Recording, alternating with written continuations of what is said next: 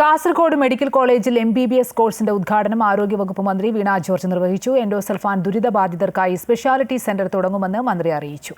Kasaragod medical കോളേജിൽ MBBS course തുടങ്ങിയത് ജില്ലയുടെ ആരോഗ്യ മേഖലയിലെ ചരിത്ര നിമിഷമെന്നും ആശങ്കകൾക്കുള്ള ഉത്തരമാണ് ഈ മുഹൂർത്തമെന്നും കോഴ്സ് ഉദ്ഘാടനം നിർവഹിച്ച് ആരോഗ്യമന്ത്രി പറഞ്ഞു.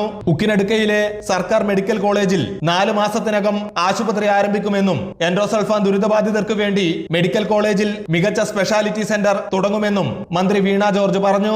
കാസർഗോഡ് ജില്ലയിൽ എത്രയോ നാളുകളായിട്ടുള്ള നമ്മുടെ ജില്ലയുടെ ആവശ്യം, കേരളത്തിന്റെ ആവശ്യം, കാസർഗോഡ് മെഡിക്കൽ വിദ്യാഭ്യാസം സാധ്യമായിരിക്കുകയാണ്. നാഷണൽ മെഡിക്കൽ കമ്മീഷൻ 50 സീറ്റാണ് നമ്മൾ നാഷണൽ മെഡിക്കൽ കമ്മീഷനോട് അഭ്യർത്ഥിച്ചത്. ഇതൊരു വലിയ യാത്രയായിരുന്നു.